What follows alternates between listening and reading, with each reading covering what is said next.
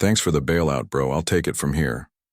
Ryan said it with that easy grin of his, leaning back in the office chair like he'd just inherited something instead of being handed control of the restaurant I'd saved with my own money. My name's Mike Villarreal. I'm 38 years old, and I just watched my family decide I wasn't good enough to run the business I'd rescued from bankruptcy.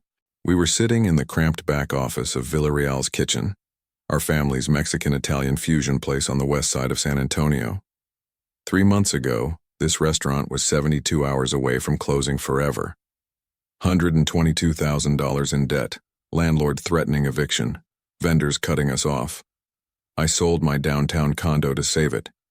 Every penny of equity I'd built up over 5 years, gone. We've decided Ryan will take over operations, my dad said, not looking at me. Thomas Villarreal, 66 years old, built like he used to work construction before he started cooking. He's better with people and business stuff. You're not really built for this kind of pressure, Mike. My mom, Gloria, sat quietly in the corner. She'd perfected the art of disappearing during family confrontations, finding something to clean or organize until the uncomfortable moment passed. Today she was reorganizing invoices that were already organized. I looked at the folder in my lap. Financial projections, marketing strategies, vendor renegotiations I'd already started. Plans for the restaurant I'd been working in since I was 22, learning every position from prep cook to manager. The place where I'd spent 16 years of my life. What's my role going to be? I asked. Same as always, my dad said. Kitchen manager. You're good back there. Kitchen manager. Reporting to my younger brother who'd worked here part-time for 2 years when he felt like showing up. Ryan was already pulling out his phone, probably planning his social media announcement. He'd been talking about elevating the brand and modernizing our digital presence since he started working here. Meanwhile, I was the one who'd figured out how to cut food costs without losing quality, who'd trained 3 generations of line cooks, who'd kept this place running when nobody else could. Sounds good, I said. That was it. No argument, no protest, nothing dramatic. I closed my folder, stood up, and walked out through the dining room I'd helped redesign twice, past the family photos spanning 4 generations, through the front door my great-grandfather had painted by hand in 1987. I sat in my truck for 20 minutes, not angry exactly, just clear about something I'd been avoiding for years. Then I pulled out my phone and called the property manager. The thing about being the reliable son is that people stop noticing when you're being reliable. They just expect it. Growing up, Ryan was the charmer. Easy smile, quick wit, could talk his way out of trouble or into opportunities. I was the worker. Steady, dependable, invisible when things were going well, essential when they weren't. When my parents opened Villarreal's Kitchen in 1999, I was 14. Ryan was 11. I started washing dishes that summer and never really stopped. By 18, I was running prep on weekends. By 25, I was managing inventory and training new staff. By 30, I knew every aspect of the operation better than my parents did. Ryan went to college for marketing, worked at an advertising firm downtown, dated a rotation of women who looked great in photos. He'd show up at family dinners with stories about client presentations and industry networking events. My stories were about vendor negotiations and equipment repairs. Mike's the backbone of this place, my dad would tell people. But Ryan, he's got vision. Vision apparently meant posting pictures of our food on Instagram and suggesting we add Korean fusion items because they were trending on social media. Never mind that our customers came for traditional Mexican-Italian combinations that my grandmother had perfected over decades. When the pandemic hit in 2020, everything changed. We lost 60% of our revenue in 2 months. My parents had never been good with financial planning. They were passionate about food and family, but numbers made them nervous. They started falling behind on everything: rent, utilities, supplier payments, equipment loans. By late 2023, we owed $122,000, and the landlord was talking eviction. My parents had already mortgaged their house twice. Ryan was living paycheck to paycheck in a shared apartment. I had my condo downtown, bought it in 2019, built up decent equity. It's just temporary, my dad said when I offered to sell. Once business picks up, we'll pay you back. I knew it wasn't temporary, but I did it anyway. Used every penny from the sale to settle our debts. The landlord insisted on transferring the commercial lease to my name since I was writing the checks. Made sense from his perspective. He wanted someone financially responsible as the primary leaseholder. I agreed without thinking much about it. Family is family. But over the past 3 months, I'd started noticing things. Ryan would arrive late, leave early, spend most of his time taking photos for social media. When suppliers called with problems, they asked for me. When equipment broke, I fixed it. When staff had questions about scheduling or procedures, they came to me. My dad would watch Ryan charm customers in the dining room and see the future of the business. He'd watch me handle a kitchen crisis or negotiate with a difficult vendor and see Tuesday. Ryan was better with people. I was just good at keeping things running. I didn't drive home after the meeting. Instead, I ended up at Brackenridge Park, sitting on a bench near the river, thinking about the last 16 years of my life. The realization wasn't dramatic. It was quiet, like most true things are. My family had never seen me as anything more than reliable muscle, good for heavy lifting, problem-solving, crisis management, but not leadership material, not worthy of respect or decision-making authority, certainly not capable of running the business I'd just saved with my life savings. They'd looked at me sitting there with financial projections and growth strategies, and decided I wasn't built for management pressure. After 16 years of watching me handle every pressure this place could throw at someone, but Ryan could make customers laugh, so Ryan got to be the boss. My phone rang. The property manager. Mike, got your message. You said you had questions about the lease? Yeah. If I wanted to change the management structure of the restaurant, what would that look like legally? Change it how? New operating partner. Different leadership structure. He was quiet for a moment. Well, you're the primary leaseholder. As long as the business maintains current rent payments and insurance, you can structure operations however you want. You thinking about bringing someone in? I told him about Lucia Ortega. I'd been mentoring her for the past year. She was a line cook at a restaurant downtown, but she had real talent and a growing social media following. Food Network had featured one of her pop-up events. She'd mentioned looking for the right partnership opportunity. How fast could something like that happen, I asked. Couple days if you have the paperwork ready. You want to run this by your family first? No, I said. I don't think I do. That evening I called Lucia from my apartment. It was late, but she answered. Lucia, it's Mike from Villarreal's Kitchen. Als, you have a few minutes to talk? Mike, sure, what's up? Remember that conversation we had about partnerships? About you looking for the right opportunity to run your own kitchen? Yeah? How would you feel about taking over operations at my family's restaurant? Equal partnership, your name on the sign, complete creative control over menu development. Long pause. Are you serious? Dead serious. I can have the paperwork ready by Thursday. Mike, what's going on? Did something happen? Something happened, I said. I finally stopped pretending my family respected me. And you want to partner with me? I want to partner with someone who understands that good food and good business aren't mutually exclusive. Someone who earned their skills instead of inheriting their position. When do we start? How about Thursday morning? After I hung up, I sat in my empty apartment thinking about the conversation I'd just had.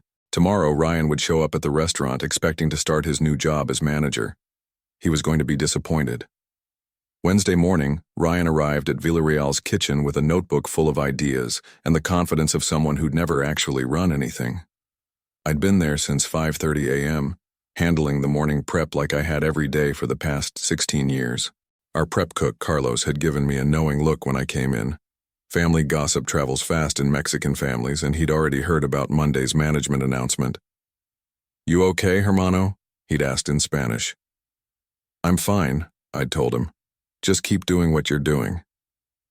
Ryan walked into the kitchen around 9 a.m. with his coffee and notebook, radiating the kind of enthusiasm that comes from not understanding what you're actually responsible for.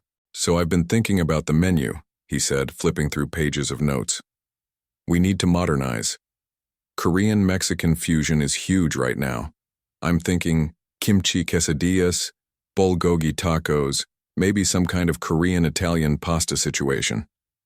I was breaking down chickens for our lunch specials. We're Mexican-Italian. That's what our customers expect. But we need to evolve, Mike. Social media engagement is all about staying current with food trends. I've been studying what's working on TikTok. I stopped cutting and looked at him. Have you talked to any of our actual customers about Korean fusion? I don't need to talk to them. The data shows what's trending. That was the moment I knew for certain this partnership was going to be a disaster. Ryan genuinely believed that running a restaurant meant following social media trends and posting pretty pictures. He had no concept of our profit margins, our customer base, our operational realities. Ryan, I said, we've got 38 covers reserved for lunch today. Maybe focus on that first. He waved dismissively. That's operational stuff. I'm thinking bigger picture. At 11 a.m., our produce delivery arrived short on Roma tomatoes, a key ingredient for our signature arrabbiata sauce. Ryan was in the office updating our Instagram bio to include under new management. I called our backup supplier, negotiated a rush delivery for double the normal price, and had Carlos adjust our prep to stretch what we had. By the time lunch service started, we were ready. But I watched Ryan take credit when our regular customer, Mr. Rodriguez, complimented him on how smoothly everything was running. Just good management, Ryan told him with that practiced smile. Around 2 p.m., my dad stopped by to see how the transition was going. He found Ryan in the dining room talking to a food blogger who'd heard about our new direction. How's the new structure working out? My dad asked me later. Great, I said, not looking up from my prep work. Ryan seems energized. He's got real vision for this place. I kept chopping vegetables. Didn't mention that Ryan's vision mostly involved posting photos and following food trends that had nothing to do with what we actually served. That evening after we closed, Ryan pulled me aside for what he probably thought was a magnanimous gesture. Look, Mike, I know this transition might feel weird, but I want you to know I value what you bring here. The kitchen management, the day-to-day operations, you're really solid at that stuff. He said it like he was doing me a favor by acknowledging my competence at the job I'd been mastering for 16 years.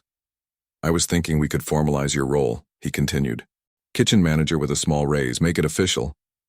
Kitchen manager reporting to him. A small raise for the guy who'd liquidated his savings to save the restaurant. I'll think about it, I said. That night, I finalized the partnership agreement with Lucia. We were meeting at 6 a.m. Thursday to sign papers and begin the transition. Ryan had no idea what was coming. Thursday morning arrived gray and cold, the kind of January weather that keeps San Antonio quiet. I got to the restaurant at 5 a.m. and started going through financial records systematically, something I should have done months ago. What I found was worse than I'd expected. The $122,000 in debt I'd paid off was just the visible part. We still owed $31,000 to various vendors on extended payment plans my parents had negotiated without telling me. Our food costs were running at 37% of revenue when industry standard was 28 to 32. We were bleeding money on waste, over-ordering, and expired inventory that no one was tracking properly. But the real discovery came when I found emails on my dad's computer that he'd forgotten to delete. 6 months of correspondence with a commercial real estate agent about selling the restaurant. The emails went back to August, before I'd sold my condo, before the family meeting, before any of this started. My dad had been exploring putting Villarreal's kitchen on the market and retiring on the proceeds. The real estate agent's assessment was brutal. Current value approximately $180,000 given debt load and deferred maintenance. Recommend resolving financial issues and establishing consistent profitability before listing. Timeline, 12 to 18 months for optimal sale conditions. My dad had replied asking about accelerating the timeline. The agent suggested bringing in energetic management to improve the restaurant's appeal to potential buyers. Everything clicked into place. They hadn't made Ryan manager because they believed in his abilities. They'd made him manager because they needed someone with a public face to make the business look attractive before selling it. They were planning to cash out using the money I'd provided and leave both Ryan and me with nothing. Lucia arrived at 6 a.m. with a box of her knives and a thermos of coffee. You look like you've seen a ghost, she said. I showed her the emails, watched her face change as she read. They were going to sell the whole time? Looks like it. And they never told you? Family communication has never been our strong suit. She sat down heavily in one of the dining room chairs. Mike, are you sure about this partnership? Because if your family finds out what we're doing, they're going to find out anyway. The question is whether we do this right or we let them keep treating us like we don't matter. At 7 a.m., we changed the locks, not to keep people out permanently, but to control access during the transition. I was the leaseholder. I had every legal right to restructure the business however I wanted. Carlos arrived at 8 a.m. and found us working together in the kitchen, prepping for lunch service. Changes? He asked simply. New partner, I said. Same job, same pay, better food. He smiled and tied on his apron. Good. This place needed new blood. At 9 a.m., Ryan showed up and found the front door locked. His key didn't work. He knocked on the window looking confused and then increasingly agitated. I let him in through the back entrance. What's going on with the locks? He demanded. Security upgrade, I said. There's been a management change. Management change? What are you talking about? I handed him an envelope containing a formal letter. Villarreal's kitchen was now operating as Villarreal and Ortega. His employment was terminated effective immediately with 2 weeks severance. You can't do this, he said. Dad made me manager. Dad doesn't have the legal authority to make management decisions. I'm the leaseholder. Leaseholder? What does that mean? It means I control the business operations. Ryan stared at the letter, then at Lucia working in the kitchen, then back at me. This is insane. This is business. I'm calling Dad, Ryan said, pulling out his phone. Go ahead, I told him. But you might want to ask him about his conversations with the real estate agent first. Ryan stopped dialing. What real estate agent? I showed him the emails, watched his face go through the same sequence of emotions mine had an hour earlier. Confusion, realization, anger. They were planning to sell? He asked quietly. After you helped make it look profitable enough to attract buyers. He sat down in one of the dining room chairs, still holding his phone. For maybe the first time since I'd known him, Ryan was completely speechless. Look, I said, you can fight this if you want. Call Dad, call a lawyer, make a scene, but you'll be fighting me, not them. And I actually know how to run this place. Lucia came out of the kitchen carrying a plate. Try this, she said to Ryan. He looked at her suspiciously, then at the food. Korean spiced carnitas with traditional Mexican rice and a gochujang cream sauce that somehow didn't compete with the other flavors. Ryan took a bite. His expression changed completely. This is incredible, he said. That's what happens when you base menu changes on actual cooking skills instead of social media trends, I said. He finished the entire plate in silence. When he was done, he looked up at me. How long have you been planning this? Since Monday night. Seriously? Sometimes the right decision doesn't take long to make. Ryan nodded slowly. What about Mom and Dad? What about them? Are you going to tell them what you found out? About the selling? That's up to you. He considered this. Can I ask you something else? Sure. Do you think I would have been good at this, managing the restaurant? I looked at him sitting there, really looked at him, maybe for the first time in years. He wasn't a bad person. He was just someone who'd been handed something he wasn't qualified for by people who didn't understand what qualification meant. I think you would have tried, I said. But trying isn't enough when you're responsible for people's livelihoods. He nodded. Fair enough. At 10 a.m. we opened for business as Villarreal and Ortega. Our first customer was Mr. Rodriguez, who'd been coming here twice a week for 8 years. New sign? He asked. New partnership, Lucia said, bringing him his usual coffee. Same great food, some exciting additions. As long as you don't mess with my chile rellenos, he said. Never, she promised. The lunch rush went smoothly. Better than smoothly. Lucia's presence in the kitchen elevated everything. Her technique was cleaner than mine. her flavors more complex. Customers noticed. By 2 p.m., we'd served more covers than we typically did on a good day. Ryan left around noon, shaking hands with Lucia and nodding at me. "Good luck," he said. "I think you're going to need it when Dad finds out." "Probably," I said, "but not for the reasons he thinks." That afternoon, I called our suppliers to introduce Lucia as my new partner and update our ordering procedures. I called our insurance company to add her to the policy. I called our accountant to restructure the business entity. By 5 p.m., Villarreal and Ortega was officially operational. That evening after we closed, Lucia and I sat in the dining room planning menu changes and reviewing the day's numbers. "You realize your family is going to lose their minds when they find out about this," she said.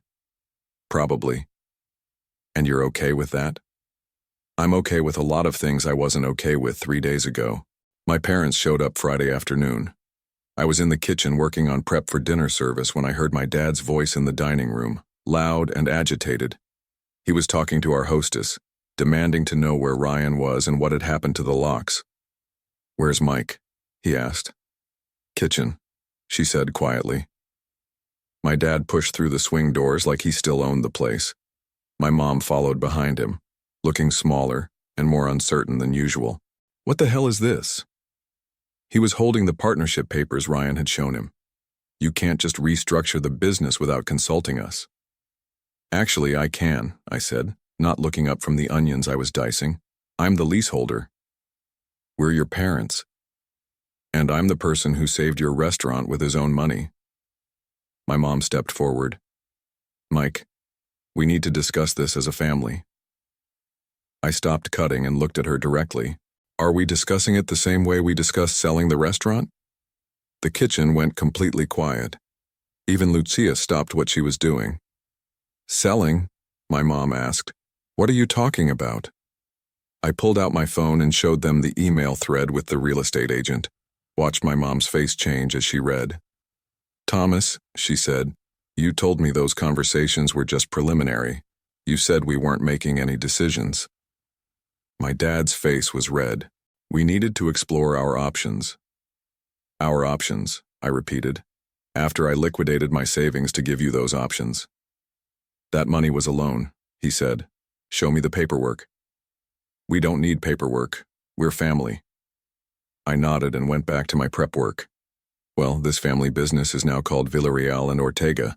You can see yourselves out." "Mike," my mom said quietly, "please don't do this." I looked at her. "Do what? Run a successful restaurant? Treat my partner with respect? Make decisions based on competence instead of favoritism?" My dad stepped closer. "This is still our restaurant." "No," I said. "It's mine." 8 weeks later, Villarreal and Ortega was thriving in ways the original restaurant never had. Lucia's menu additions had brought in new customers while keeping our regulars happy. Her social media presence was driving traffic we'd never experienced. Food and Wine magazine was sending a photographer next month to feature us in an article about innovative Mexican-Italian fusion in Texas. Our food costs were down to 29%. The deferred maintenance was completed. We'd hired 2 additional line cooks and increased wages for our existing staff. Most importantly, we were profitable. Actually profitable, not just breaking even. Ryan stopped by occasionally, usually late in the evening when we were closing. He'd gotten a job at a marketing firm downtown and seemed genuinely happier. The pressure of trying to manage something he didn't understand had lifted. "How are Mom and Dad handling everything?" I asked him one night. "Dad's still angry. Mom keeps asking if you'll come to Sunday dinner." "What do you tell her?" "That you're building something they didn't think you could build." My parents never formally apologized, but they stopped fighting the partnership after the first month. Hard to argue with success when the restaurant was busier than it had ever been. The real estate agent called once to ask if we were still interested in selling. I told him to remove us from his listings permanently. Last week, I signed a 5-year lease renewal with an option for another 5. The property manager said we were the most stable tenant in the building. That evening, I sat in the dining room after closing, looking at the sign Lucia had designed. Villarreal and Ortega. from scratch. Simple, honest, accurate. Ryan was right about one thing. I wasn't built for the kind of pressure my family created. I was built for the kind I chose myself.